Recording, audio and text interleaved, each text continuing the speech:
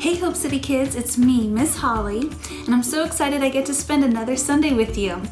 So today we're talking all about how God created you for a purpose.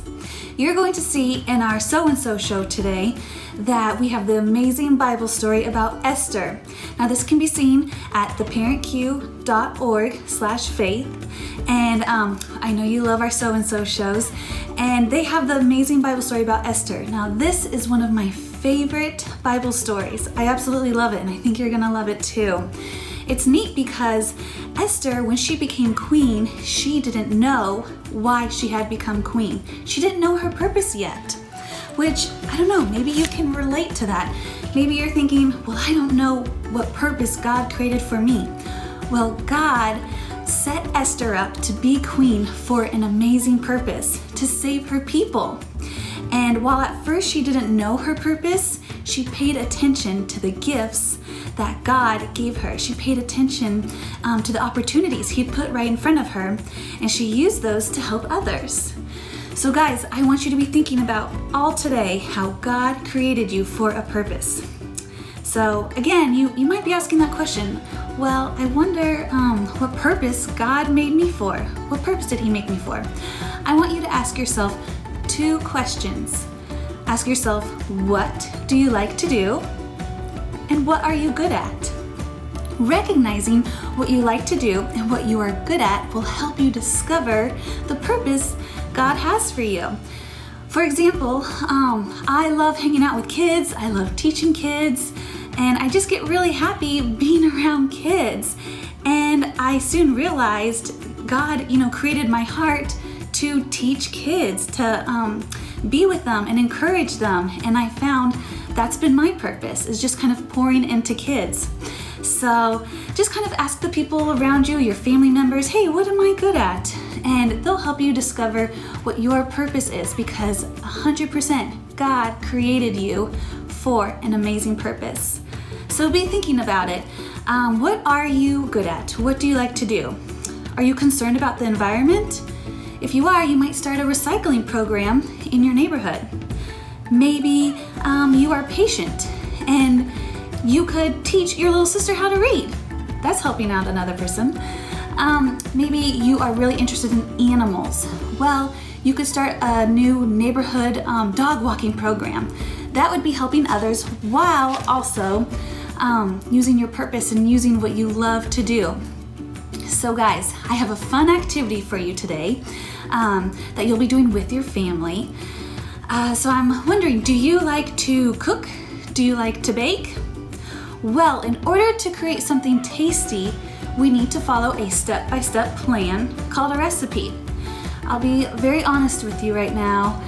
I'm pretty bad at following recipes, which means I'm not great at cooking because I don't like following the recipe or the steps, which usually turns into a disaster.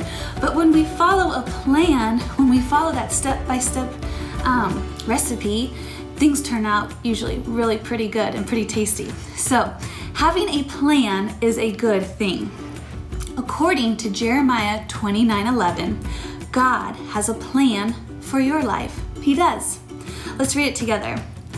For I know the plans I have for you, declares the Lord. Plans to prosper you and not to harm you. Plans to give you hope and a future. That's Jeremiah 29:11, one of my all-time favorite verses. It applies to me, it applies to you, it applies to all of us. God has amazing plans and a purpose for each one of us. Now, you might be thinking right now, okay, awesome. Where can I find this plan? Where can I get this step-by-step plan? Well, fortunately, God's plans for you are bigger and better than a recipe. He loves you and He wants the best for you, and what He wants is for you to trust Him every day in the here and now. And that means when we trust, we don't always know the big picture. We don't know every single step we should take. We simply need to trust Him and believe, yes, He has a wonderful plan just for you. God created you for a purpose. So guys, for your activity today, speaking of a recipe, I think you should ask your mom or dad and see if you can help them make dinner tonight. Or any meal, really, but ask mom or dad if you can help follow a favorite recipe and work in the kitchen together. Have fun with that. Pick out a favorite recipe and follow the recipe plan together, cooking in the kitchen. And afterwards, read the verse together, Jeremiah 29:11. And as you gather around the table, just as you pray, thank God for the plans He has for you, the purpose He made you on purpose, and He created you for a wonderful purpose. And I'm just praying that you will have great family discussion at the dinner table, kind of talking about the amazing plans God has for each one of us, as well as enjoying that nice recipe that you followed together. Even though we can't be together, I would love to stay connected, and I would love to see you following that recipe with your family. I would love to know what you're cooking with your family. So be sure to send me pictures at my email. It is holly@hopecityindy.cc. And I would just love to see the recipes, your favorite recipes, because I know we all have different types of food we love. I would love to see what you're doing with your family this Sunday.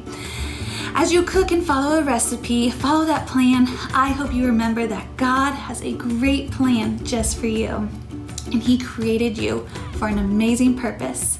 Remember, you are so loved.